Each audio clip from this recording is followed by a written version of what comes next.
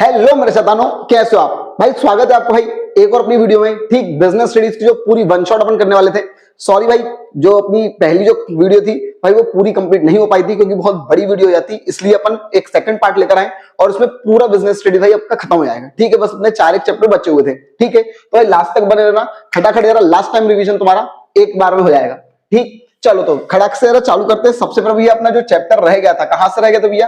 Controlling से। तो भैया कंट्रोलिंग का मतलब क्या होता है अपन पहले ही पढ़ चुके हैं फर्स्ट चैप्टर में। ठीक, क्या भैया चेक करने की हमने जो प्लान बनाया था वो इंप्लीमेंट हुआ या नहीं। ठीक है, अब इसकी कैरेक्टरिस्टिक्स क्या होती है? तो भैया सबसे पहले भैया ये इंपॉर्टेंट है थोड़ी सी कि भैया प्राइमरी फंक्शन है। ठीक है भाई, अपन ने पढ़ा तो भैया मैनेजमेंट के 2 फंक्शन होते हैं, तो भैया ये कौन सा फंक्शन है?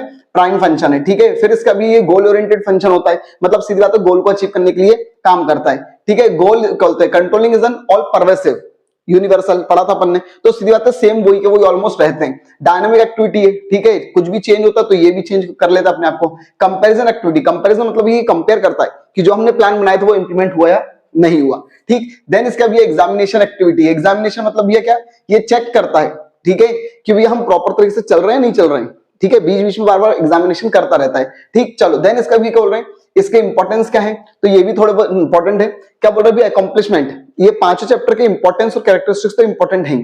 ठीक है, कभी वो कोई से भी चैप्टर के पूछ लेते हैं। ठीक है, चलो तो भैया क्या बोल रहे हैं इंपॉर्टेंस क्या कंट्रोलिंग का? तो भैया सबसे पहले इंपॉर्टेंस गोल को अचीव करने में क्या करता है? मदद करता है। Judging accuracy of standards. ठीक है, हमने जो स्टैंडर्ड्स बनाए हैं, जो हम अचीव करना चाहते हैं, उनको बोलते हैं स्टैंडर्ड्स। तो उन स्टैंडर्ड्स की भी एक्यूरेसी कौन कर लेते हैं?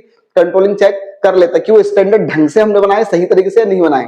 ठीक, देन इसका भी क्या? Making effective utilisation of resource. ये तो भैया सभी में है भाई।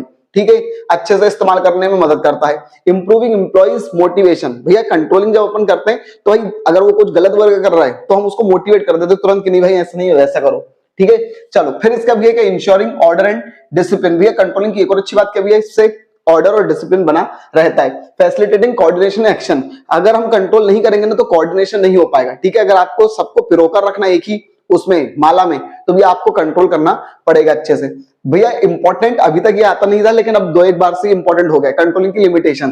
तो भैया सबसे पहली बुरी बात क्या है? सेटिंग जो क्वालिटेटिव स्टैंडर्ड्स जो होते हैं वो सेट करने में क्या होता है? बहुत मुश्किल हो जाती है। तुम क्वांटिटी तो सेट कर सकते हो कि भैया तुमको 2000 टन प्रोडक्शन करना है, इतना प्रोडक्शन करना, उतना प्रोडक्शन करना है, लेकिन इतनी ऑनेस्टी से काम करना है।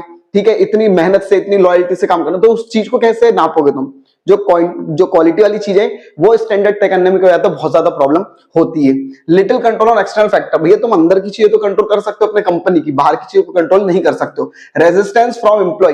ठीक है भैया, कई बार क्या होता है जब ज्यादा कंट्रोल होता है तुम्हारे घर पे भी, जब मम्मी पापा ज्यादा तुमको रोकते टोकते हैं तो तुम क्या करते हो? रेजिस्ट करते हो, नहीं ऐसा। ठीक है, तो भाई वो भले तुम्हारे भले के लिए कर रहे हैं, लेकिन तुमको क्या लगता है कि भैया नहीं, रेजिस्ट करते हो तुम कहीं ना कहीं।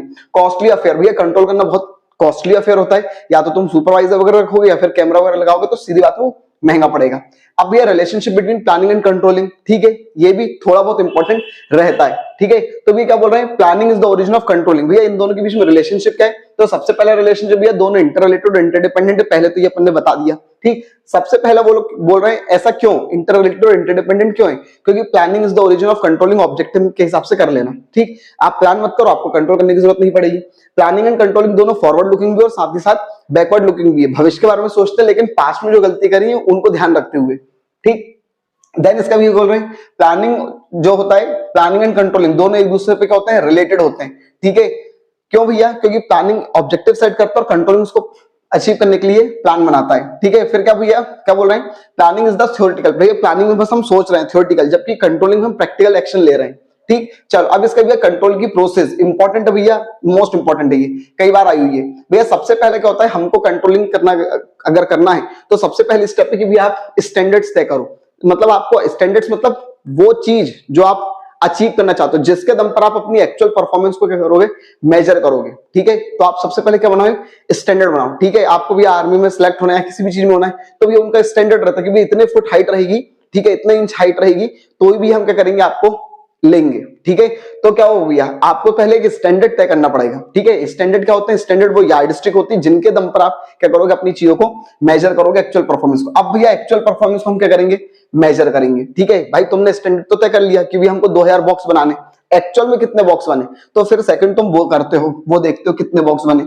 अब उन दोनों को क्या करोगे, कंपेयर, कि भैया तुमने बोले तो 2000 बॉक्स लेकिन बने कितने बॉक्स, उनको क्या करोगे, कंपेयर। तो जाहिर सी बात है यहाँ पर तुम्हारा क्या निकलेगा, डेविएशन।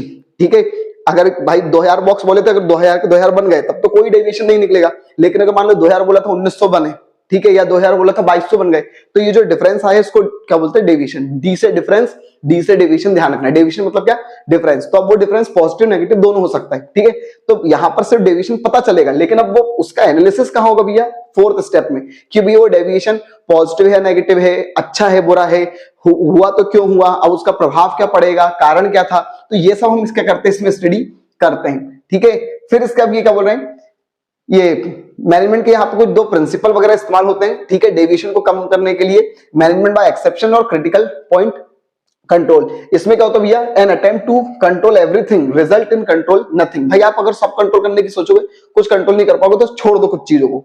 ठीक है, और ये क्या बोलता है, क्रिटिकल पॉइंट कंट्रोल क्या बोलता है, इट इज नाइदर इकोनॉमिक और nor economical nor easy to keep check on each and every activity. हर चीज पे चेक करना वो नहीं है। तो आप सिर्फ किस पे फोकस करो भैया, फोकस ऑन क्रिटिकल पॉइंट्स। ये कहता है कि सबको कंट्रोल नहीं कर सकते तो कुछ को छोड़ दो, और ये कहता है कि भैया सब पे कंट्रोल नहीं कर सकते, हाँ लेकिन आप किन पे कंट्रोल करो, जो मेन पॉइंट्स हैं।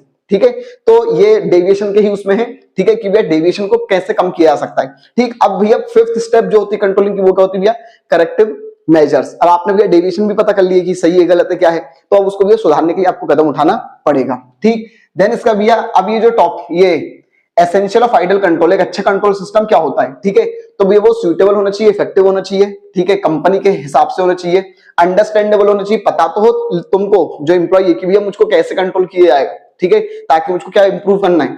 फ्लेक्सिबल होना चाहिए, इकोनॉमिकल होना चाहिए, सस्ता सुंदर टिकाऊ। ठीक है, टाइम बाउंड होना चाहिए। कंट्रोल भाई मान लो भैया तुम इस पूरे 12th में ऐसे स्क्रॉल करते जा रहे हो, तो भैया तुमको अपने ऊपर कंट्रोल रखना पड़ेगा। क्यों, क्योंकि तुमको इसी साल क्या होना है, 12th पास होना है। ठीक, अब बेटे जो मेथड वगैरह है, ये वैसे तो कई बार जैसे बोल रहे हैं कि भैया कट चुकी है, लेकिन आप नॉर्मली एक बार देखते जाना। ठीक है, क्या बोल रहे हैं, मेथड कंट्रोलिंग की दो मेथड होती है, ट्रेडिशनल और मॉडर्न। ट्रेडिशनल में दो होती है, जनरल और स्पेसिफिक, इसको बजटरी भी बोला जाता है। ठीक है, तो खटाखट बस ऐसे ही नॉर्मल देख लेना। जनरल टेक्निक में क्या होता है भैया, आप ये सब करके इंस्ट्रक्शन दे दो, ऑर्डर ऑब्जर्वेशन कर लो, ठीक है, स्टैंडर्ड तय कर दो, ऑडिट कर लो, इन सब से आप कर सकते हो। मोटिवेशन बना दे दो उनको, पॉलिसी बना दो, इनसे कंट्रोल कर सकते हो। स्पेसिफिक वाले में साफ साफ क्या होता है, बजट बनाओ, हर चीज का बजट बनाओ, अपने आप इंसान कंट्रोल होगा। ठीक है, मॉडर्न टेक्निक्स में क्या होता है, मॉडर्न टेक्निक में सबसे पहले होता है मैनेजमेंट और ऑडिट। मैनेजमेंट ऑडिट, तो यहाँ पर मैनेजमेंट अपनी ऑडिट करता है। ठीक है, कि मैनेजर लोगों ने साल भर क्या करा, कैसे करा। ठीक है, अपना 360 डिग्री अप्रेजल करते हैं वो लोग। रिटर्न और इन्वेस्टमेंट, वो लोग किसी पे फोकस नहीं करते, वो बोलते भैया बस रिटर्न मिलना चाहिए इसका इतना। ठीक है, अपने आप सब कंट्रोल हो जाएगा। फिर भी क्या होता है, पर्ट और सीपीएम। ठीक है, पर्ट और सीपीएम, इसको एक बार नॉर्मली देख लेना, फुल फॉर्म वगैरह देख लेना, बाई चांस अगर पूछ ले वन वर्ड वगैरह में। ठीक, तो ये क्या बोल रहे हैं, पर्ट और सीपीएम दोनों एक ही प्रिंसिपल पर डिपेंड है। ठीक है, सीधी बात है। ये लोग क्या बोल रहे हैं, both technique based on virtual same principle. Only major difference क्या भैया, जो सीपीएम वो एक टाइम देता है, जबकि पर्ट जो देता है वो क्या देता है भैया, 3 टाइम देता है। ठीक है, जो सीपीएम होता है वो कंस्ट्रक्शन वर्क वगैरह में इस्तेमाल होता है, इतने महीने में तुम्हारा मकान बन जाएगा, तो सीपीएम है। ठीक है, और पर्ट वगैरह क्या होता है, जो बहुत ही हैवी इलेक्ट्रॉनिकल वो इंजीनियरिंग वर्क का अगर अपन काम करते हैं तब क्या लगता है, पर्ट लगता है। फिर मैनेजमेंट इंफॉर्मेशन सिस्टम में क्या होता है भैया, अगर आपको कंट्रोल करना है तो एक ऐसा इंफॉर्मेशन सिस्टम बनाओ। ठीक है, जो भैया मैनेजमेंट को क्या देगा, टाइम टाइम इंफॉर्मेशन देगा, ताकि वो उस हिसाब से निर्णय ले सके। रिस्पॉन्सिबिलिटी अकाउंटिंग भी क्या होता है, जो डिपार्टमेंट के जो हेड है उनको रिस्पॉन्सिबल बना दो कि भैया तुम अगर ये रिजल्ट नहीं निकला तुम्हारे डिपार्टमेंट का तो तुम जिम्मेदार हो, अपने आप सब कंट्रोल हो जाएगा। ठीक है, चलो अब इसका भी अपन नेक्स्ट चलते हैं। नेक्स्ट चैप्टर अपना कौन सा भैया, फाइनेंशियल मैनेजमेंट। ठीक, तो फाइनेंशियल मैनेजमेंट मतलब भैया सीधी बात है, पैसों को मैनेज करना। ठीक है, कि कहां से पैसा आएगा, कहां पे खर्च करना पड़ेगा, फिर जो पैसे कमाएंगे तो उसको कैसे इस्तेमाल करेंगे, तो इन सब के बारे में, इन सबको मैनेज करने को ही क्या बोला जाता है, फाइनेंशियल मैनेजमेंट। ठीक है, अब इसके लिए फाइनेंशियल मैनेजमेंट के स्कोप बोल दो या फंक्शंस बोल दो। ठीक है, सबसे पहला स्कोप क्या है, एंटिसिपेशन, हमको अनुमान लगाना है कि हमको कितने पैसे की जरूरत होती है। ठीक, फिर से बोल रहा हूँ, फाइनेंशियल मैनेजमेंट का क्या काम है या क्या स्कोप है, तो वो ये सबसे पहले उनका काम क्या है कि वो अनुमान लगाते हैं यार कितने पैसे की बिजनेस में जरूरत पड़ेगी। एक्विजिशन ऑफ कैपिटल, अब वो पैसा कहां से लेकर आएंगे। फिर इसका भी एलोकेशन ऑफ फंड, अब भैया हमने जब पैसा लेकर आए ठीक है, तो उसको अलग अलग डिपार्टमेंट में हमको एलोकेट करना पड़ेगा, तो वो भी किसका काम है, फाइनेंशियल मैनेजमेंट का। देन इसका भी क्या होता है, अब भैया तुमने डिपार्टमेंटों को अलग अलग पैसा दे दिया अपना, तो अब वो लोग क्या करेंगे, काम करेंगे और प्रॉफिट कमा कर लाएंगे, लेकिन उस प्रॉफिट में से कितना हिस्सा कंपनी खुद रखे और कितना डिविडेंड के तौर पे बांट दे, उसको बोलते हैं एप्रोप्रिएशन, और फिर उस पैसे को कंट्रोल करना। तो ये सब किसके काम होते हैं, फाइनेंशियल मैनेजमेंट के। ठीक, अब भैया फाइनेंशियल मैनेजमेंट के ऑब्जेक्टिव्स या फिर इंपॉर्टेंस, तो सबसे पहला ऑब्जेक्टिव क्या है, फाइनेंशियल मैनेजमेंट हम क्यों करते हैं, ताकि भैया हम जितना पर्याप्त हमको पैसे चाहिए वो आ सके, वो भी कम से कम कॉस्ट पर, इसलिए हम पैसे को क्या करते हैं, मैनेज करते हैं। फिर इसका भैया अर्निंग मैक्सिमम प्रॉफिट, भाई हम पैसे को इसलिए मैनेज करते हैं ताकि फालतू वेस्ट वगैरह ना हो, जिससे हम ये मैक्सिमम क्या कमा सके, प्रॉफिट कमा सके। मैक्सिमम रेट ऑफ रिटर्न, भैया हम जो अपना रिटर्न है वो भी करना चाहते हैं, ज्यादा से ज्यादा रिटर्न कमाना चाहते हैं, ठीक है, उसका रेट ज्यादा करना चाहते हैं, तो वो भी किसके द्वारा होगा भैया, ये फाइनेंस को मैनेज करने से ही होगा, ताकि शेयर होल्डर वगैरह सब लोग खुश हो सके। फिर भी इंक्रीजिंग नेट एसेट्स, भैया हम फाइनेंशियल मैनेजमेंट इसलिए भी करते हैं ताकि हम अपनी नेट एसेट्स क्या कर सके, इंक्रीज कर सके। नेट एसेट्स मतलब एसेट्स बढ़ना चाहिए, लायबिलिटी नहीं बढ़ना चाहिए। ठीक, फिर वही पैसों को अच्छे से इस्तेमाल करने के लिए हम कर रहे हैं। अब भैया आता है फाइनेंशियल डिसीजन, तो भैया फाइनेंशियल डिसीजन मतलब तीन चीजों के बारे में डिसीजन लेने को फाइनेंशियल डिसीजन बोला जाता है। कौन सी तीन चीज, तो भैया ये तीन चीज, ठीक है, इन्वेस्टमेंट के बारे में, फाइनेंसिंग के बारे में और डिविडेंड के बारे में। ध्यान रखना, फाइनेंशियल मेन टॉपिक और फाइनेंसिंग एक छोटा टॉपिक उसके अंदर, तो इनके बारे में निर्णय लेने को क्या बोला जाता है, फाइनेंशियल डिसीजन बोला जाता है। ठीक है, अब जाहिर सी बात भैया इन्वेस्टमेंट डिसीजन मतलब क्या होता है भैया, हमको ये निर्णय लेना है कि हम जो पैसा वगैरह बिजनेस में लगाएंगे तो वो कहाँ लगाएंगे, ठीक है, कौन से बिजनेस में लगाएंगे, किस प्रकार का अपन बिजनेस करेंगे, तो उसके बारे में निर्णय लेने को, चाहे वो शॉर्ट टर्म पैसा लगाना हो चाहे लॉन्ग टर्म पैसा लगाना हो, तो वो ये उसके बारे में निर्णय लेने को क्या बोला जाता है, इन्वेस्टमेंट डिसीजन। फाइनेंसिंग डिसीजन मतलब भैया पैसा लगाने का तो सोच लिया कि यार यहाँ पैसा लगाएंगे, लेकिन वो पैसा लाएंगे कहां से, उसके बारे में निर्णय लेने को क्या बोला जाता है, फाइनेंसिंग डिसीजन। अब भैया क्या होगा, तुमने पैसा कहां से लाना है वो भी देख लिया, कहां लगाना है वो भी देख लिया, अब तुमने पैसा कमाया, लेकिन वो कमाने के बाद भैया जो भी पैसा आया है तो उसको भैया लोगों में, शेयर होल्डरों में वापस बांटना है या नहीं बांटना है, तो उसके बारे में डिसीजन लेने को क्या बोला जाता है, डिविडेंड डिसीजन। तीनों का मीनिंग मैंने यही कहीं तुम लोग को क्लियर कर दिया भाई, ठीक है, ये सब इनके मीनिंग वगैरह है, ठीक है, वहीं के वहीं मैंने तुम लोग को क्लियर कर दिया है। ठीक, अब एक टॉपिक आता है फैक्टर अफेक्टिंग इन्वेस्टमेंट डिसीजन। देखो इन्वेस्टमेंट डिसीजन में दो प्रकार के होते हैं, लॉन्ग टर्म और शॉर्ट टर्म, तो लॉन्ग टर्म को ही बोलते हैं कैपिटल बजटिंग, ठीक है, तो इसलिए भैया ध्यान रखना, अपने को फैक्टर अफेक्टिंग इसके अभी तक पूछे नहीं, लेकिन पूछ सकते हैं बाई चांस कि भैया हम इन्वेस्टमेंट कहां करें, ये बात किस पर डिपेंड करेगी, कौन से फैक्टर अफेक्ट करेंगे, तो सबसे पहले कैश फ्लो, उस प्रोजेक्ट में कितना पैसा आना जाना लगा रहता है, अगर आना जाना लगा रहेगा तो इन्वेस्टमेंट करेंगे, नहीं तो नहीं करेंगे। रिटर्न ऑन इन्वेस्टमेंट, जिसमें ज्यादा रिटर्न मिलेगा उसमें इन्वेस्टमेंट करेंगे, नहीं तो नहीं करेंगे।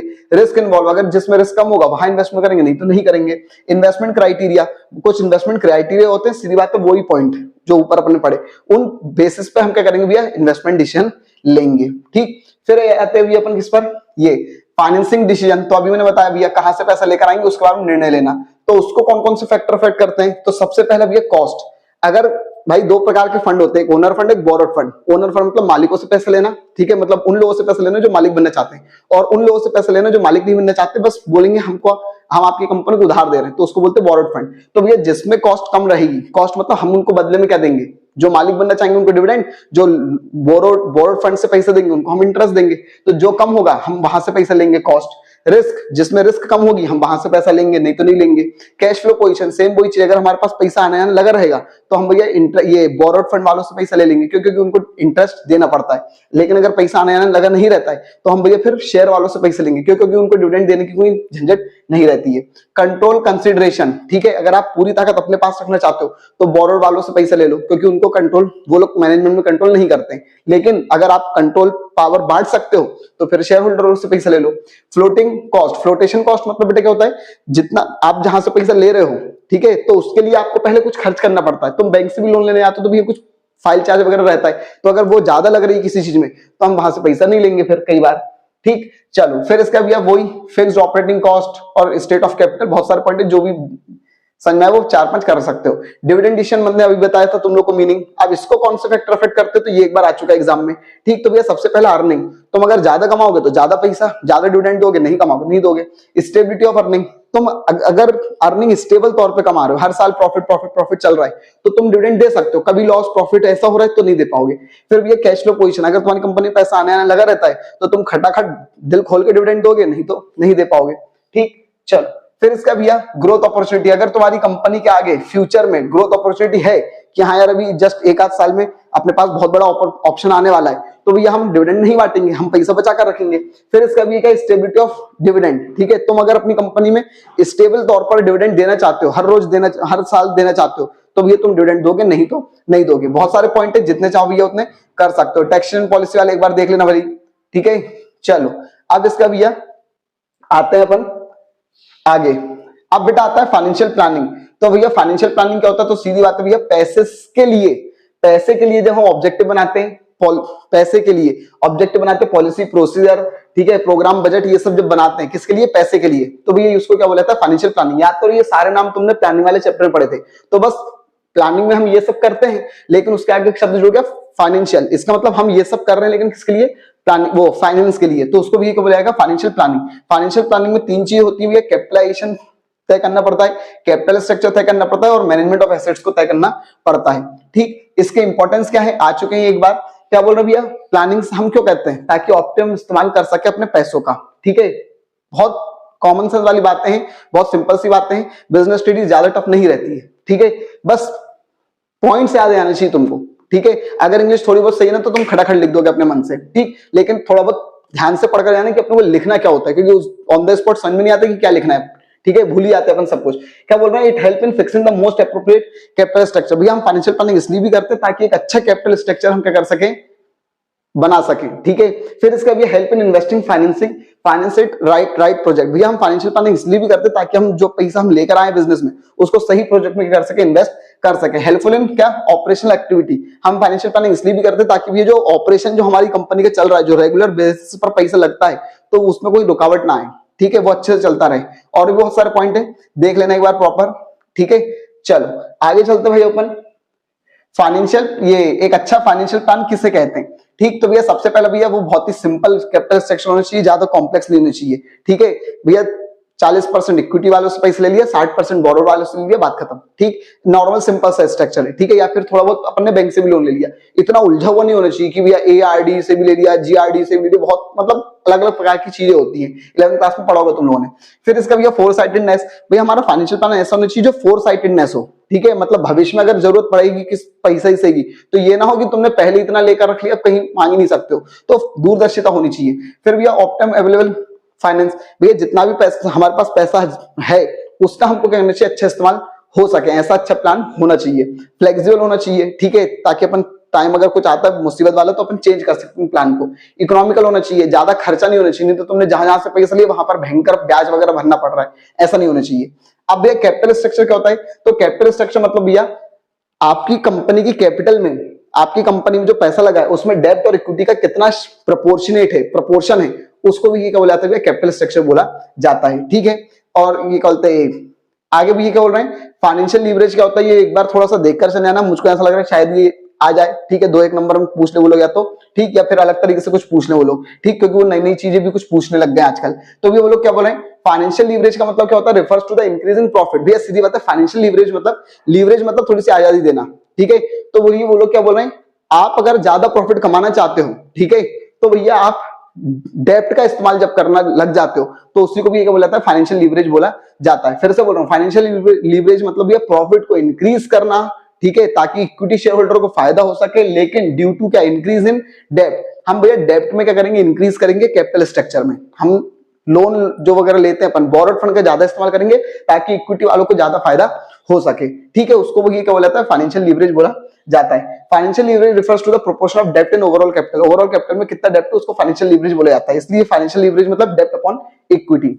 ठीक, चलो ये कुछ उसका एग्जांपल वगैरह था, तो ये अपने को अभी नहीं देखना इतना कुछ। ठीक है, वो बस इतने समझा रहे हैं कि ज्यादा अगर लोन वगैरह लेते हैं अपन लोग, ठीक है, तो हमको इक्विटी शेयर वालों को ज्यादा से ज्यादा क्या होता है, फायदा होता है। ठीक है, बस इतना ध्यान रखना। लेकिन कब तक होगा भैया फायदा, जब तक रिटर्न ऑन इन्वेस्टमेंट क्या होगा, ज्यादा रहेगा। जितना हमको ब्याज देना है अगर उससे ज्यादा रिटर्न मिलेगा तो ही ये चीज क्या होगी, पॉसिबल होगी, नहीं तो फाइनेंशियल लीवरेज काम नहीं आएगा। ठीक, चलो अब इसका भैया कैपिटल स्ट्रक्चर को कौन कौन सी चीजें अफेक्ट करती है, मोस्ट इंपॉर्टेंट टॉपिक ये वाला भी। ठीक, तो भैया क्या बोल रहे हैं, सबसे पहला कैपिटल स्ट्रक्चर को कौन सी चीज अफेक्ट करती है, कैश फ्लो पोजीशन। ठीक है, अगर भैया आपकी पैसा आने आने लगा रहता है, ठीक है, तो भैया तुम क्या करोगे, किससे पैसा लोगे, शेयर वगैरह से पैसा ले सकते हो। ठीक है, सॉरी डिवेंचर वगैरह से पैसा ले सकते हो क्योंकि उनको ब्याज देना पड़ता है। लेकिन अगर पैसा आने आना लगा नहीं रहता है तो तुम भैया फिर शेयर वालों से पैसा लेना। फिर इसका भैया interest on interest coverage ratio वगैरह ये वाला कर सकते हो। मैं मेन वाले बता देता हूं तुमको जो करने हैं, ठीक है। ये सब मैंने जब वो पूरी चैप्टर वाइज वीडियो बनाई थी तब मैंने एक्सप्लेन करा था। अभी अपने एम्प्लॉय के हिसाब से तुमको कौन से करने वो देख लेना। फिर भैया क्या बोलते हैं, कॉस्ट ऑफ डेट, भैया जहां से हम पैसा ले रहे हैं अगर वहां पे कॉस्ट हमको कम देनी पड़ रही तो हम भैया वहीं से पैसा लेंगे, नहीं तो नहीं लेंगे। फिर इसके बाद अपन आते हैं फ्लोटेशन कॉस्ट, ठीक है। अगर अपने को कहीं पर ज्यादा पैसा देना पड़ रहा है ना, लोन वगैरह या जो भी पैसा उठा रहे हैं उसको उठाने से पहले ही हमको जब ज्यादा पैसा देना पड़ रहा है तो हम वहां से लोन वगैरह नहीं लेंगे, ठीक है। रिस्क कंसिडरेशन, अगर कहीं पर ज्यादा रिस्क है तो हम वहां से पैसा नहीं लेंगे, जहां पे कम रिस्क है वहां से पैसा ले लेंगे, ठीक। कंट्रोल वाला देख लेना, अगर आप भैया पूरा कंट्रोल अपने हाथ में रखना चाहते हो तो बोरो वालों से पैसा लो, अगर कंट्रोल बांट सकते हो तो भैया शेयर वालों से पैसा ले सकते हो, ठीक है। तो ये कुछ 5 पॉइंट है जो सिंपल है, जो आप लिख सकते हो, वो वाले पॉइंट कर लेना। स्टॉक मार्केट कंडीशन, ये ऑब्जेक्टिव के पॉइंट ऑफ व्यू से बता देता हूं बेटा तुम लोग को। भाई अगर मार्केट में डिप्रेशन चल रहा है, मतलब बहुत ही मंदी सुस्ती चल रही है, ठीक है, जैसे अभी का माहौल है, ठीक है, अभी भैया ट्रम्प ये कर रहे हैं वो कर रहे हैं, तो इस टाइम पे कोई भी इंसान, अपन आम इंसान इक्विटी वगैरह में पैसा लगाना शायद से नहीं प्रेफर करेगा। तो सीधी बात है, कंपनी को इस टाइम पर जब डिप्रेशन होता है तब कंपनी को इक्विटी से पैसा नहीं मिलता, उसको डिवेंचर से ही पैसा मिलेगा, ठीक है। तो डिप्रेशन के टाइम पर डिवेंचर, और जब बहुत भयंकर बूम चल रहा है मार्केट में तो इक्विटी से पैसा मिल सकता है, ठीक है। चलो अब इसका भी कैपिटलाइजेशन मतलब क्या होता है, देखो कैपिटल स्ट्रक्चर मतलब होता है कि कहां से पैसा लेकर आएंगे, इक्विटी से या फिर बोरो से। कैपिटलाइजेशन मतलब क्या होता है, कितना पैसा चाहिए, ठीक है, क्लियर, हाउ मच, कितना पैसा हमको चाहिए ताकि हम बिजनेस चला सके। अब अगर तुमको चाहिए थे 100 रुपए लेकिन तुम बिजनेस में आए 120 तो वो ओवर कैपिटलाइजेशन होता है। तुमको चाहिए थे 100 रुपए लेकिन बिजनेस में आए बेचारे सिर्फ 90 रुपए, तो उसको बोलते हैं अंडर कैपिटलाइजेशन, ठीक है। फिक्स कैपिटल क्या होती है, वो कैपिटल जो फिक्स एसेट्स खरीदने पे लगती है उसको बोलते हैं फिक्स कैपिटल। इनको अफेक्ट कौन कौन सी चीजें करती है, मतलब फिक्स कैपिटल कंपनी में ज्यादा लगेगी या कम लगेगी, वो कौन सी चीज अफेक्ट करेंगी, बहुत इंपॉर्टेंट ये टॉपिक। क्यों, पहला पॉइंट क्या बोल रहे हैं भैया, कई बार आया हुआ बेटा इसलिए, है ना। नेचर ऑफ बिजनेस, अगर आपका बिजनेस ट्रेडिंग नेचर का है तो आपको शायद फिक्स कैपिटल कम लगे, लेकिन बनाने वाला नेचर का है, मैन्युफैक्चरिंग नेचर का, तो बहुत ज्यादा पैसा लगेगा। स्केल ऑफ ऑपरेशन, अगर आप छोटी जगह पर छोटे मात्रा में काम कर रहे हो तो कम कैपिटल लगेगी, बड़ी मात्रा में काम कर रहे हो बड़े स्केल पर तो ज्यादा कैपिटल लगेगी। क्या होता है, टेक्निक ऑफ प्रोडक्शन, अगर आप लेबर इंसेंटिव टेक्निक इस्तेमाल कर रहे हो तो ज्यादा फिक्स कैपिटल नहीं लगेगी, लेकिन मशीन वगैरह से काम करवाओ तो ज्यादा फिक्स कैपिटल लगेगी, ठीक है। फिर इसका भी ये वाला कर सकते हो आप लोग, डाइवर्सिफिकेशन, ठीक है। चलो ये कौन सा है भाई,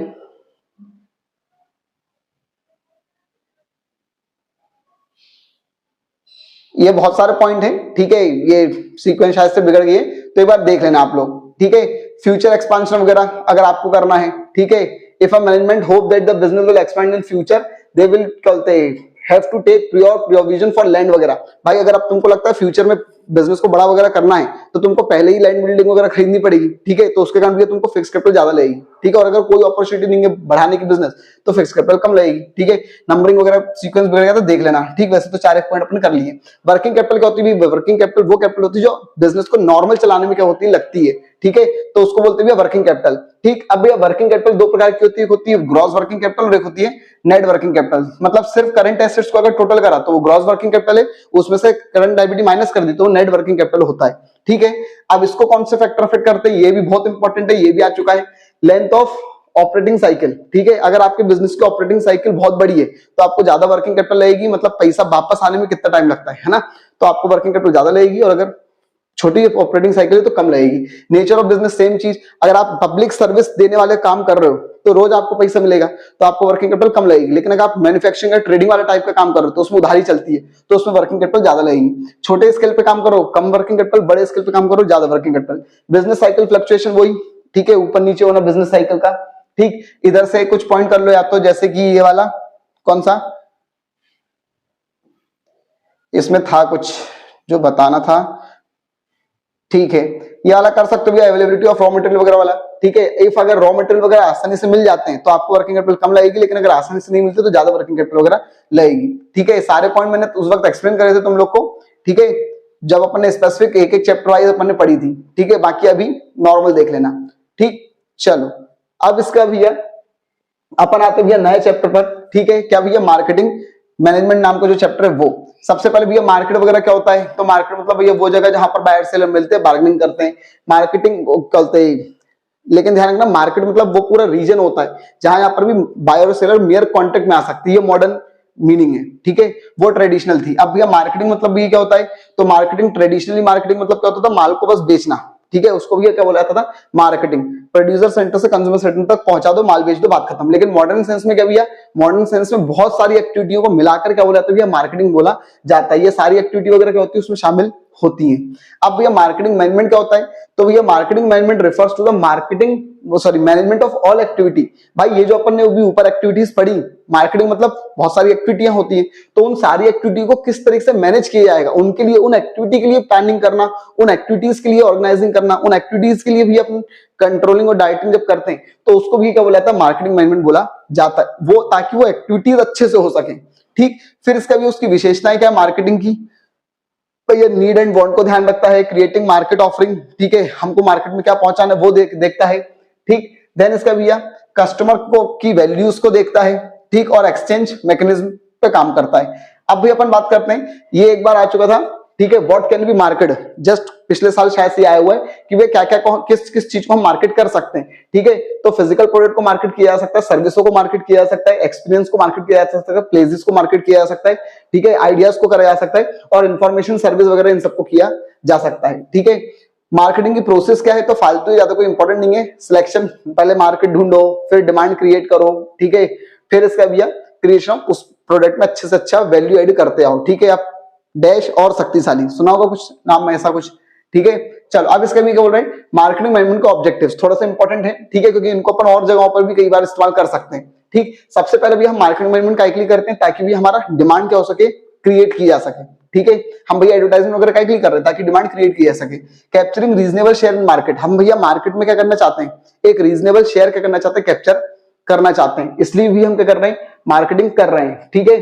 देन इसका भी क्या, अर्निंग गुडविल एंड रेपुटेशन, ठीक है भैया, हम मार्केटिंग इसलिए भी कर रहे हैं ताकि भी हम क्या करना चाहते हैं, गुडविल और रेपुटेशन कमाना चाहते हैं, ठीक है। अपने जो धंधा है, जो बिजनेस है, जो मार्केट है, उसमें भी अपना अपना एक अपन नाम चाहते हैं, इसलिए भी हम क्या करते हैं, मार्केटिंग करते हैं, ठीक है। देन इसके भैया satisfying the value of customer, ठीक है भैया, हम कस्टमर की वैल्यूज को सेटिस्फाई करना चाहते हैं, वो जो चाहता है उसलिए भी हम क्या कर रहे हैं, मार्केटिंग मैनेजमेंट कर रहे हैं। हम भैया मार्केटिंग मैनेजमेंट अपने स्वार्थ के लिए भी कर रहे हैं ताकि हमको ज्यादा से ज्यादा क्या हो सके भैया, प्रॉफिट हो सके, ठीक। चलो अब इसका भैया ये थोड़ा सा इंपॉर्टेंट रहता है, ठीक है, एक आध बार आया भी है। क्या भैया डिफरेंस बिटवीन सेलिंग और मार्केटिंग, सेलिंग और मार्केटिंग में क्या डिफरेंस है। पहला अपन भैया फोकस किस पे ध्यान देता है भैया, सेलर पर, ठीक है। Selling focus on need of seller, seller की नीड पर ध्यान दिया जाता है, इसमें भैया कस्टमर की नीड पर ध्यान दिया जाता है। ऑब्जेक्टिव, मेन ऑब्जेक्टिव क्या होता है, माल बेचो प्रॉफिट कमाओ, मेन मकसद क्या है इसका भैया, इसका कस्टमर सेटिस्फेक्शन। स्कोप, इसका लिमिटेड स्कोप है, इसका थोड़ा बड़ा स्कोप है। स्टार्ट एंड एंड, ये सेलिंग कब स्टार्ट होती है, प्रोडक्शन के बाद, लेकिन मार्केटिंग प्रोडक्शन से पहले ही स्टार्ट हो जाती है, ठीक है। चलो बस 4 पॉइंट कर लेना, ज्यादा मत करना। अब इसका भैया, अब बेटे ये प्रोडक्शन वो मार्केटिंग मैनेजमेंट की कुछ फिलॉसफीज है, ठीक है, अभी तक तो ये आई वगैरह है नहीं, ठीक है, नॉर्मली बस इनको देख लेना, ठीक। प्रोडक्शन कॉन्सेप्ट पे हम कहते माल बस ज्यादा से ज्यादा बनाना है, प्रोडक्ट वाले में अच्छा माल बनाना है, सेलिंग वाले में माल बेचो चाहे कैसे ही हो, मार्केटिंग वाले में अच्छा माल बेचो कस्टमर को खुश करके, बिल्कुल, ठीक है। और सोशल कॉन्सेप्ट वाले में क्या कहते हैं कि भैया आप समाज के लिए अच्छे काम करो, ठीक है, वो लोग अपने आप आपके प्रोडक्ट वगैरह खरीदेंगे। अब इसका भी क्या होता है, फंक्शंस ऑफ मार्केटिंग, मार्केटिंग के क्या फंक्शंस हैं, इंपॉर्टेंट नहीं है वाला, नॉर्मल बस देख लेना, ठीक है। ये पैकेजिंग, लेबलिंग, यही सब लिख देना, अपने आप हो जाएगा वो, है ना। ब्रांडिंग, प्राइस तय करना, प्रमोशन करना, ट्रांसपोर्टेशन करना, वेयर हाउस वगैरह का वो देखना सब कुछ, ठीक है, व्यवस्था करना, वो सब। मार्केटिंग मिक्स क्या होता है, तो मार्केटिंग मिक्स वगैरह का मीनिंग तुमसे पूछा जा सकता है, इस चैप्टर में से 2-1 नंबर के भी आ सकते हैं डांस, ठीक है। तो मार्केटिंग मिक्स मतलब ये होता है वो सारे टूल्स जिनका इस्तेमाल करके हम मार्केटिंग करते हैं, वो सारे डिसीजंस जो हम लेते हैं मार्केटिंग करने के लिए, उसको भी मार्केटिंग मिक्स बोला जाता है। मार्केटिंग मिक्स के 4 एलिमेंट इंपॉर्टेंट है बेटा, ठीक है, 4 नंबर में भी और 2-2 नंबर के हिसाब से भी। तो भैया मार्केटिंग मिक्स के 4 एलिमेंट होते हैं, सीधी बात है 4 पी होते हैं, ठीक है। Product mix, price mix, place mix, ठीक है। तो प्रोडक्ट मिक्स में हम भी क्या करते हैं, प्रोडक्ट के रिगार्डिंग क्या लेते हैं, डिसीजंस लेते हैं। प्राइस में भैया प्राइस के रिगार्डिंग, प्लेस में प्लेस के रिगार्डिंग, और प्रमोशन में हम अपने प्रोडक्ट को प्रमोट कैसे करें उसके रिगार्डिंग क्या लेते हैं, डिसीजंस लेते हैं, ठीक है। फिर भैया प्रोडक्ट क्या होता है, तो वो देख लेना, जो बायर खरीद रहा है और जो सेलर सेल कर रहा है, ठीक है। फिर इसका भैया 2 प्रकार के प्रोडक्ट होते हैं, कंज्यूमर और इंडस्ट्रियल, ठीक है। नॉर्मल देख लेना, बहुत क्या होता है इकोनॉमिक्स वगैरह सब में अपन कई बार पढ़ चुके हैं, ठीक है। चलो प्रोडक्ट की लाइफ साइकिल अभी तक आई नहीं है वैसे तो, ठीक है। पहले भैया प्रोडक्ट जन्म लेता है, ठीक है, उस वक्त उसके लो सेल होती है, हाई कॉस्ट होती है, ठीक है, फाइनेंशियल लॉसेस होते हैं, इनोवेटिव कस्टमर होते हैं, फ्यू कॉम्पिटिटर, कुछ कॉम्पिटिटर होते हैं, फिर ग्रोथ करता है तो सेल्स बढ़ जाती है, प्रॉफिट बढ़ जाता है, थोड़ा बहुत कस्टमर इंक्रीज हो जाते हैं, कंपटीशन बढ़ जाता है, फिर मैच्योरिटी आती है तो भयंकर सेल होने लग जाती है, कॉस्ट पर कस्टमर की जो कॉस्ट होती है वो कम हो जाती है, प्रॉफिट बहुत हाई हो जाता है, मार्केट बहुत बढ़ जाता है, ठीक है, फिर इसका कॉम्पिटिटर भी अच्छे खासे हो जाते हैं, फिर भी ये डिक्लाइन होने लग जाता है। लेकिन अब इतना बढ़ गया था वो मार्केट वगैरह, अब इसके कारण भी क्या होने लग गया, सेल धीरे धीरे कम हो गई क्योंकि कॉम्पिटिटर बहुत हो गए थे ना, तो ये सेल्स कम होने लग गई, ठीक है, प्रॉफिट गिरने लग गया, कस्टमर कम होने लग गए, तो ये सब उसकी क्या भैया लाइफ साइकिल है, ठीक है। तो पूरी लाइफ साइकिल अपन ने नॉर्मली देख ली है, ठीक। चलो, इंपॉर्टेंट नहीं है वैसे तो, ये लगा रहता है हर बार की शायद आए, लेकिन अभी तक नहीं आए। अब भैया ये इंपॉर्टेंट है थोड़ा सा, प्रोडक्ट मिक्स को अफेक्ट करने वाले फैक्टर्स, ठीक है। तो भैया सबसे पहला फैक्टर डिमांड, अगर वो डिमांड में चेंज होता है, ठीक है, तो हम भैया उस अकॉर्डिंग करने ले जाते हैं, प्रोडक्ट मिक्स बदलने लग जाते हैं। Value of production, volume of production, अगर हम ज्यादा मात्रा में प्रोडक्शन करते हैं तो कई बार क्या होता है कुछ बाय प्रोडक्ट निकल कर आते हैं, तो वो भी हम बेचना चालू कर देते हैं, ठीक है। कंपटीशन, भाई कंपटीटर ने अगर कोई चीज चेंज करी प्रोडक्ट में तो हम भी वो चीज करने लग जाते हैं, चेंज करने लग जाते हैं। एंगेज, भाई छोटा डीओ लेकर आए, फॉग वॉग सब लोग ने छोटा डीओ लेकर आ गए। फाइनेंस, ठीक है, ये वाला छोड़ो, फिर इसका भैया मैन्युफैक्चरिंग में या फिर गवर्नमेंट पॉलिसी, ये वाला कर लेना भैया। गवर्नमेंट कई बार क्या करती है, पॉलिसी चेंज करती है, तो सरकार ने चेंज कर दी पॉलिसी तो हम उसके अकॉर्डिंग बनाने लग गए दूसरा सामान, ठीक है। ब्रांडिंग क्या होती है, तो भैया अपने प्रोडक्ट को नाम देना, उसको भी क्या बोला जाता है, ब्रांडिंग बोला जाता है, जिससे वो जाना जाएगा, ठीक। इंपॉर्टेंट 2 नंबर में आ सकता है। कैरेक्टरिस्टिक्स उसकी क्या है भैया, नॉर्मली देख लेना, ठीक। वेरियस आइटम्स, हाँ, ब्रांड क्या होती है, ब्रांड नेम क्या होता है, ब्रांड मार्क क्या होता है, ट्रेडमार्क क्या होता है, ठीक है। अभी तक वैसे इसमें से मेन क्वेश्चन आया नहीं है, ठीक है, बट इनमें से शायद से मुझको लग रहा है कि शायद वो कुछ ना कुछ पूछ ले बाई चांस, ठीक है, ठीक। चलो नॉर्मली देख लेना इनको। अब अपन आगे चलते भैया, ब्रांड और ट्रेडमार्क में डिफरेंस, ठीक है, इंपॉर्टेंट ये वाला, ठीक। तो ये क्या बोल रहे हैं, सबसे पहले रजिस्ट्रेशन, ये रजिस्ट्रेशन नहीं होता है, ठीक है, लेकिन ये रजिस्टर्ड होता है। कॉपी, इसको अदर लोग भी कॉपी कर सकते हैं, इसको नहीं कर सकते। स्कोप, इसका लिमिटेड स्कोप, इसका बहुत बड़ा स्कोप है। सारी brand, all brand not trademark, सारी ब्रांड ट्रेडमार्क नहीं होती, लेकिन सारे ट्रेडमार्क ब्रांड होते हैं। यूज, ये सेवरल कंपनी यूज करती है, ये बस एक ही इंसान इस्तेमाल कर सकता है। एसेंशियल और फीचर्स और कैरेक्टरिस्टिक्स ऑफ गुड ब्रांड, एक अच्छी ब्रांड किसे कहते हैं, मोस्ट इंपॉर्टेंट टॉपिक है ये वाला भी, ठीक है भैया। सबसे पहले भैया brand name should B short and simple, भैया ब्रांड नेम कैसा होना चाहिए, बहुत ही शॉर्ट और सिंपल होना चाहिए। Brand name should be easy pronounce, भैया आसानी से आप उसको बोल सको, ऐसा नाम होना चाहिए। ब्रांड नेम कैसा होना चाहिए, सजेस्टिव होना चाहिए, मतलब आपका नाम से ही समझ में आए कि यार आप क्या बनाते हो, ठीक है, क्या बेचते हो। फिर इसका brand name should be unique, बहुत ही यूनिक होना चाहिए, डिस्टिंक्ट होना चाहिए, अलग होना चाहिए, नहीं तो सब जैसे एक जैसे ही हैं तो वो अलग अच्छा नहीं लगता, ठीक है। फिर इसका भी brand name should be selected after considering the meaning, भैया उसका मीनिंग और लैंग्वेज वगैरह सब देख लो, उसके बाद उसका नाम रखो, क्योंकि अपनी भाषा में उसका मतलब अलग होता है, दूसरी भाषा में उस चीज का मतलब कई बार अलग हो जाता है, ठीक है। और ये सब भी उसके वो है, ठीक है, कि भैया ऐसा ऐसा होना चाहिए एक अच्छे ब्रांड। फिर भैया अब देखो ये एडवांटेज वगैरह जो रहते हैं ये बहुत डीप में आ गया, ठीक है, मतलब ब्रांडिंग के एडवांटेज क्या है, फिर इसी ऐसी अपना लेबलिंग के और पैकेजिंग वगैरह के पढ़ने पड़ेंगे, तो इनमें कुछ कॉमन ढूंढ लो, ठीक है, कि भैया अपन ये लिख देंगे। भैया प्राइस कंट्रोल करने में क्या करता है, ब्रांड मदद करता है। मार्केट एक्सपेंशन करने में मदद करता है, सेल्स को बढ़ाने में मदद करता है, कस्टमर को क्या करता है, प्रोटेक्ट करता है, ठीक है, कॉम्पिटिशन से बचाता है, ठीक है। फिर इसका भी एबिलिटी ऑफ इंटरमीडिएटरीज, ठीक है, रिडक्शन ऑफ सेलिंग कॉस्ट कम हो जाती है। लेबलिंग क्या होता है भैया, अपने प्रोडक्ट के ऊपर एक स्ट्रिप चिपका देना, इन्फॉर्मेटिव टैग चिपका देना, ठीक है, ताकि उसको इन्फॉर्मेशन मिल सके। लेबल कितने प्रकार की होती है, नॉर्मली देख लेना भैया, ठीक। चलो फिर इसका भैया लेबलिंग की इंपॉर्टेंस क्या है, तो अभी मैंने बोला था भैया सेम है ना, ऑलमोस्ट हो सकते हैं, ठीक है, कुछ थोड़ा बहुत ध्यान रखना, प्रोडक्ट को पहचानने में मदद मिलती है, ठीक है, लेबलिंग के जरिए नॉलेज हो जाता है क्या क्या उसमें स्पेशल चीजें हैं, ठीक। ऐसे पॉइंट करा करो जो भाई सच में तुम समझकर लिख सको, ठीक है, कि भाई हाँ यार होता है लेबलिंग से ऐसी चीजें, इंस्ट्रक्शन देने में मदद मिलती है, ठीक है, प्राइस वगैरह तय करने में मदद मिल जाती है, प्रमोशन हो जाता है, ठीक। अब ये प्रमोशन उसमें भी था, ठीक, तो सेम मिल जाएंगे आप लोग को। अब इसकी बुरी बातें क्या भैया, नॉर्मल ज्यादा इंपॉर्टेंट नहीं है, इलिटरेट पीपल के लिए जरूरी नहीं है, फालतू में कॉस्ट बढ़ा देता है। तो अगर आपने लेबलिंग करी तो स्टैंडर्ड भी होनी चाहिए आपका प्रोडक्ट, एक प्रोडक्ट का फेवर करता है दूसरे का अनफेवर करता है, ठीक है। अब एक अच्छी लेबलिंग क्या होती है, ठीक है, ये भी इंपॉर्टेंट रहता है, ये तीनों चीज इंपॉर्टेंट है, एक अच्छी ब्रांडिंग, लेबलिंग और पैकेजिंग क्या है, ठीक है, ब्रांडिंग वाला थोड़ा ज्यादा इंपॉर्टेंट है। तो भी एक अच्छी लेबलिंग क्या होती है, तो ये सब उसमें होना चाहिए, ठीक है, नॉर्मली देख लेना भाई, ज्यादा कुछ डिफिकल्ट नहीं है ये वाला टॉपिक तो, ठीक है। चलो फिर इसका भी पैकेजिंग क्या होती है, तो भैया पैकेजिंग मतलब ये सब करना, अपने प्रोडक्ट को कवर करना, रैप करना, फील करना, ये सब करना, ठीक, पैकेजिंग कितने प्रकार की होती है? 3 लेवल की होती है, ठीक है, प्राइमरी, सेकेंडरी और ट्रांसपोर्टेशन। सिंपल है, जब तक चलेगा जब तक पूरा खत्म ना आए। सेकेंडरी तब तक चलेगी जब तक इस्तेमाल करना चालू ना कर दें। ट्रांसपोर्टेशन सिर्फ इधर से उधर ले आने में क्या करता है? पैकेजिंग मदद करती है। फिर इसका भैया पैकेजिंग के फंक्शंस क्या है? तो वही सेम, प्रोटेक्शन करता है, पहचानने में मदद मिलती है, कन्वीनियंस होता है, आसानी से आप उसको इस्तेमाल कर सकते हो पैकेजिंग अगर है तो। प्रमोशन करता है, तो ये प्रमोशन सभी में अपन पढ़ चुके हैं।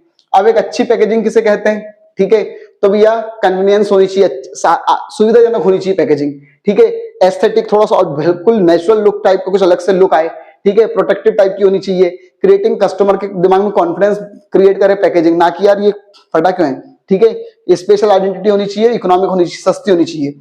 प्राइस मिक्स में क्या होता है? हम प्राइस तय करते हैं अपने प्रोडक्ट का, ठीक है। फिर इसका भैया प्राइसिंग हम क्यों तय करते हैं? ताकि भैया एडिक्वेट रिटर्न कमा सकें, ठीक है। देन इसका भैया प्राइस स्टेबिलिटी, हम भैया प्राइस स्टेबल रखना चाहते हैं, इसलिए भी हम क्या करते हैं? कई बार प्राइस तय करते हैं, ताकि हमने तय कर दिया तो वो प्राइस ऊपर नीचे फिर नहीं होगा।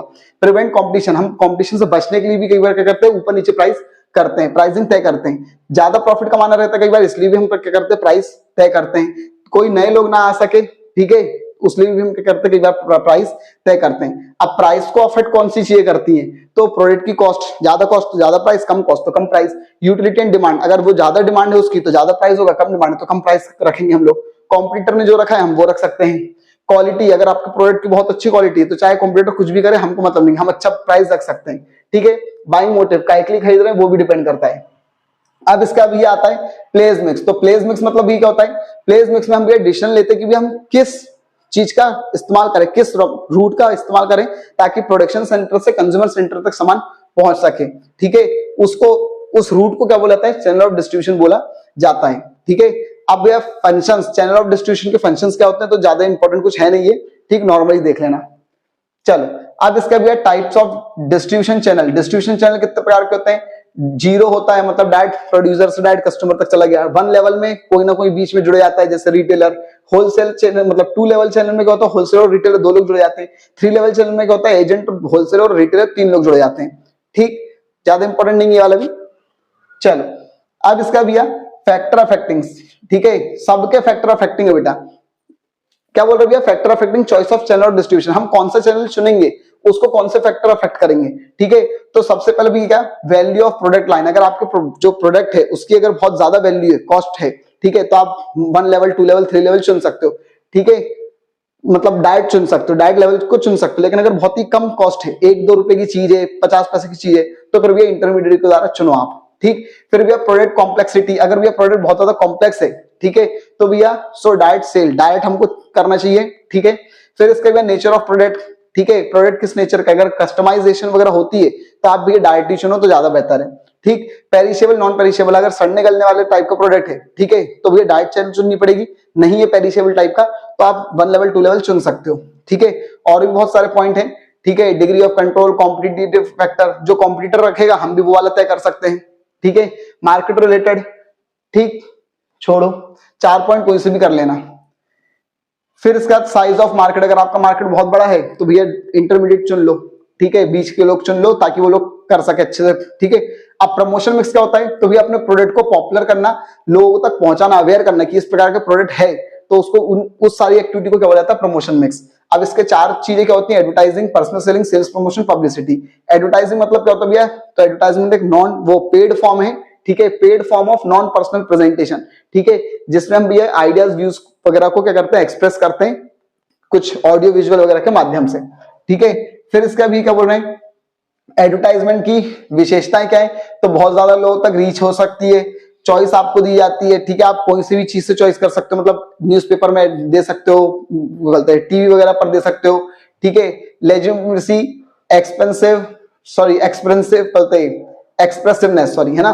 इकोनॉमी, सस्ता वगैरह भी हो जाता है। सस्ता क्यों हो जाता है? क्योंकि तुमको लगता है महंगा है, लेकिन नहीं भैया, भाई उस 2 करोड़ रुपए देने से हमको 20 करोड़ का फायदा हो रहा है तो वो सस्ता है वो चीज, ठीक है। फिर इसका भी क्या? कस्टमर का सेटिस्फेक्शन बढ़ जाता है। एडवर्टाइजमेंट के रोल क्या है, ठीक है, तो ये थोड़ा ढंग से कर लेना, ठीक है। अगर तुमको क्वेश्चन आता है कि भैया एडवर्टाइजमेंट एक इन्वेस्टमेंट है, तो उसमें ये वाला पॉइंट अपन लिख सकते हैं, ठीक है। क्या बोल रहे भैया? हाँ, एडवर्टाइजमेंट के रोल क्या है?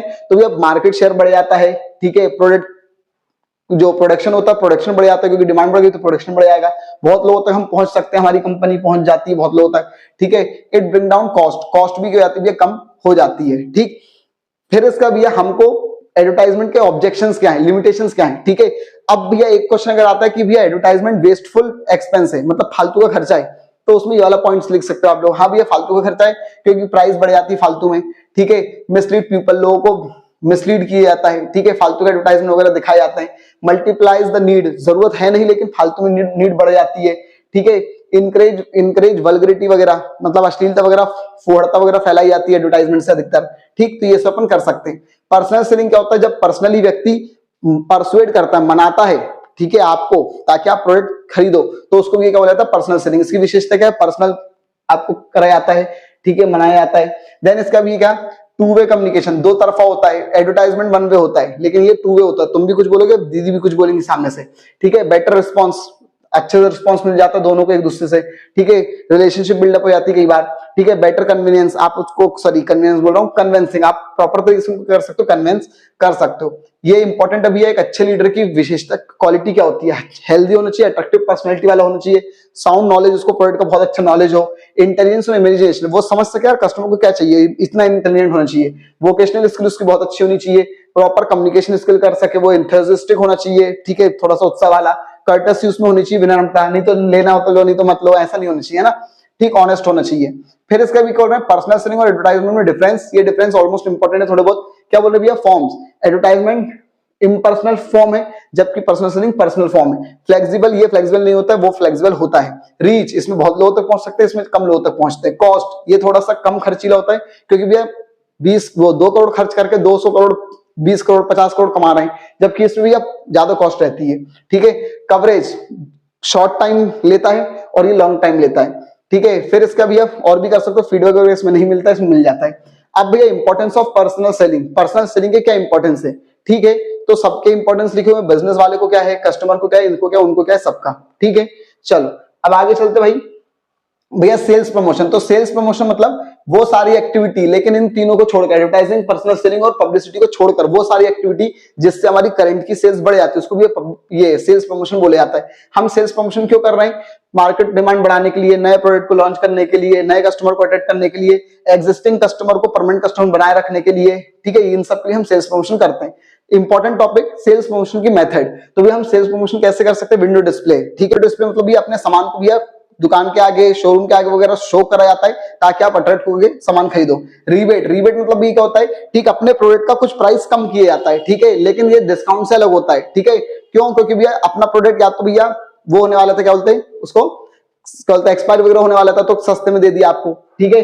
फिर इसका भी डिस्काउंट, आपका सच में भैया पैसा वगैरह कम कर दिया आपका, रिफंड वगैरह, ठीक है, आपको रिफंड कई बार बोल दिया जाता है कि भी आप इतना इतना लोगे तो आपको कुछ पैसा रिफंड मिल जाएगा, प्रीमियम गिफ्ट वगैरह मिल जाते हैं आपको, ठीक है, सैंपल वगैरह। तो ये सब पैक एग्जांपल है सेल्स प्रमोशन के। अब भैया सेल्स प्रमोशन और एडवर्टाइजमेंट में डिफरेंस, थोड़ा सा ये भी इंपॉर्टेंट है, ठीक। क्या बोल रहे भैया, ये मीनिंग वगैरह पहले तो दोनों का कर लेना। ऑब्जेक्टिव, इसमें क्या होता है भैया, फेवरेबल इमेज बनाने के लिए करा जाता है मेन एडवर्टाइजमेंट, और इसमें सेल्स बढ़ाने के लिए। टाइम एलिमेंट, ये लॉन्ग टर्म होता है, ये शॉर्ट टर्म होता है।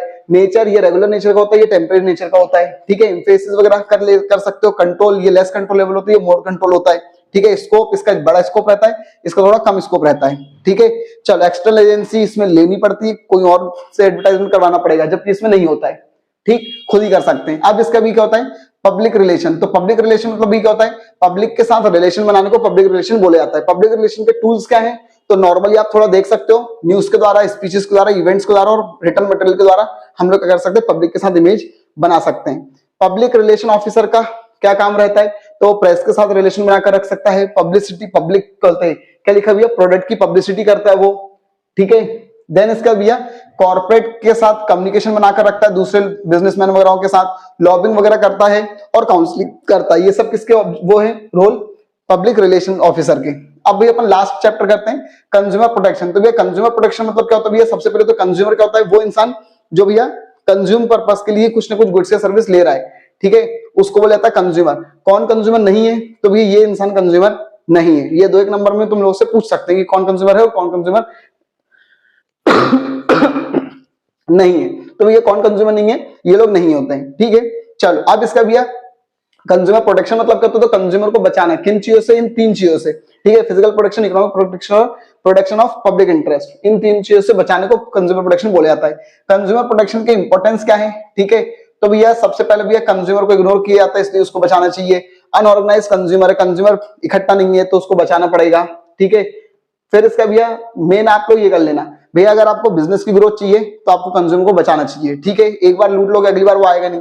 गुडविल एंड इमेज, अगर आपको अपनी कंपनी की अच्छी इमेज बनानी है तो भी आपको कंज्यूमर को प्रोटेक्ट करना पड़ेगा। क्रिएटिंग एंड रिटेनिंग कस्टमर, अगर नए कस्टमर बनाने और पुरानों को बनाए रखना है तो भी आपको कंज्यूमर को बचाकर रखना पड़ेगा, प्रोटेक्ट करना, उनको एक्सप्लॉइट नहीं करना है। गेनिंग पब्लिक सपोर्ट, अगर आप पब्लिक का सपोर्ट चाहते हो तो भी आपको कंज्यूमर को साथ भैया आपको उनको बचाना पड़ेगा, प्रोटेक्ट करना पड़ेगा। अब भैया कंज्यूमर को बचाने के लिए कुछ लीगल एक्शंस लिए गए थे क्या सरकार की तरफ से, तो हाँ भी ये कुछ एक्ट हैं, इनकी तारीख वगैरह ध्यान रखना, ठीक है। कॉम्पिटिशन एक्ट 2002 ये चीज कुछ थोड़ी बहुत ध्यान रखना, ट्रेडमार्क एक्ट, ठीक। अब बेटा कंज्यूमर को कुछ राइट्स हैं, कौन कौन से राइट्स हैं, सेफ्टी का राइट है ताकि उसको अच्छे प्रोडक्ट मिले मार्केट में, ठीक है, खराब क्वालिटी का ना मिले। इन्फॉर्मेशन पाने का उसको अधिकार है, ठीक है, इसलिए उस लेबलिंग वगैरह की जाती है। राइट टू मेक चॉइस, भैया उसको चॉइस का अधिकार है कि भैया वो क्या चाहता है, ठीक है, उसको बहुत सारे ऑप्शन उसके पास होने चाहिए, वो उनमें से जो चाहे वो खरीद सके। राइट टू हियर, उसको सुने, मतलब अगर उसको कुछ प्रॉब्लम होगी तो भी उसको सुनने का अधिकार है, मतलब कोर्ट वगैरह हो उसकी बात सुने कोर्ट। फिर राइट टू टेक रिड्रेसल, मतलब अगर भैया सुनने के साथ साथ भी उसको कुछ मुआवजा वगैरह भी मिलना चाहिए, ठीक है। देन इसके भैया कंज्यूमर को अपने आप को एजुकेट करने का भी कभी अधिकार है, तो सरकार उसको एजुकेट करने के लिए वो लेकर आती है, कभी एडवर्टाइजमेंट दिखा दी, कभी कुछ दिखा दिया, ठीक। लेकिन अब इतने इतराना नहीं है कंज्यूमर को, सिर्फ उसके राइट्स नहीं है बल्कि उसकी कुछ रिस्पॉन्सिबिलिटी भी है, जैसी भैया उसको अपने राइट्सों का अच्छे से इस्तेमाल करना है, ये उसकी जिम्मेदारी है। कॉशंस लेने, मतलब जो जो सावधानी बरत सके वो खुद को भी बरतनी चाहिए, ठीक है। फाइलिंग कंप्लेंट, भैया कुछ हो गया तो कंप्लेंट करो ना, हमारी जिम्मेदारी थोड़ी नहीं है, सरकार थोड़ी नहीं आएगी, कुछ हुआ बेटा आपको करना पड़ेगा कंप्लेंट। फिर इसके भैया consumer must be quality conscious, अगर तुम खुद क्वालिटी कॉन्शियस नहीं हो तो ठीक है भैया भुगतो फिर, ठीक। फिर इसका भी क्या, डू नॉट टेक क्या कैरिड अवे बाय एडवर्टाइजमेंट, फालतू का एडवर्टाइजमेंट देखकर लपक मत लो कि चलो भैया, ठीक है। फिर इसका भैया कैश मेमो लेना चाहिए, ये भी उसकी जिम्मेदारी है। अब एक मिनट, क्या मार्क इंडिकेशन, ठीक है, किस चीज के लिए क्या मार्क रहता है, तो ये नॉर्मली आप थोड़ा देख के जा सकते हो, ठीक है, बाय चांस ऑब्जेक्टिव वगैरह किसी में पूछ ले वो लोग, ठीक है। चलो देन इसका भैया सम जनरल क्वेश्चन वगैरह क्या है, with in what period complaint, कितने दिन में कंप्लेंट हो जानी चाहिए, तो ये 3 महीनों में हो जानी चाहिए, ठीक है। और अगर कुछ टेस्टिंग टाइप का कोई प्रोडक्ट है तो ये 5 महीने में हो जानी चाहिए, ठीक है। व्हाट रिलीफ या रेमेडी, क्या क्या मिल सकता है उसको भैया रिलीफ, अगर उसको कुछ प्रॉब्लम हुई तो उसको क्या मिल सकता है, तो ये सब चीजें मिल सकती हैं, ठीक है। पढ़ लेना, नॉर्मल बेसिक चीजें फालतू, ठीक है, ये सब उसको मिल सकता है, ठीक है।